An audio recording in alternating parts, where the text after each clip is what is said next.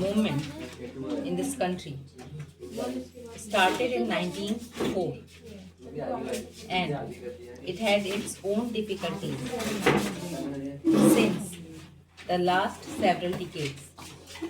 The main problem regarding cooperative credit has been that it has been ultimately and inadequate.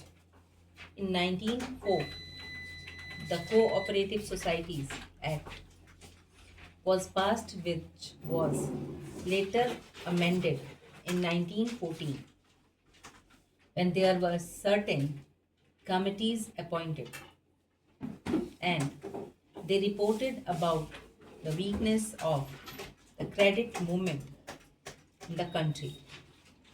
In 1990, this subject of cooperation was transferred to the states, after which several states passed cooperative acts of their own.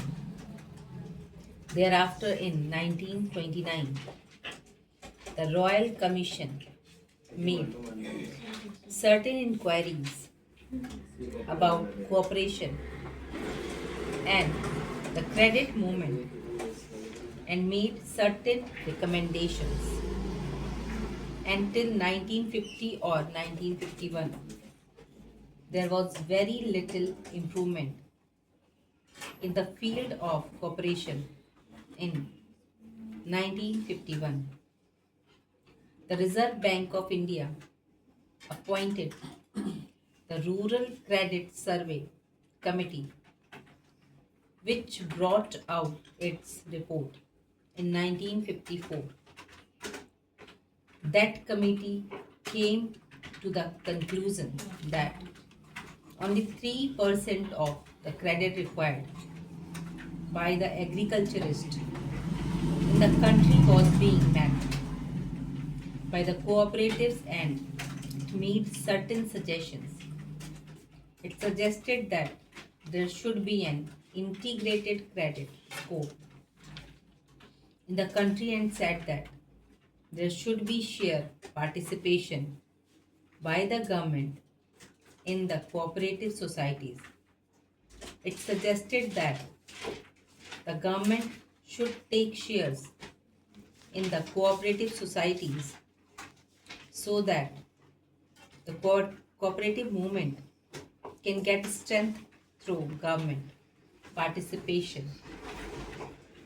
The second recommendation made by the Rural Credit Survey Committee was that there should be linking of credit with marketing, processing, consumer storage, and all other fields of activity so that credit will develop marketing, consumption, processing, etc.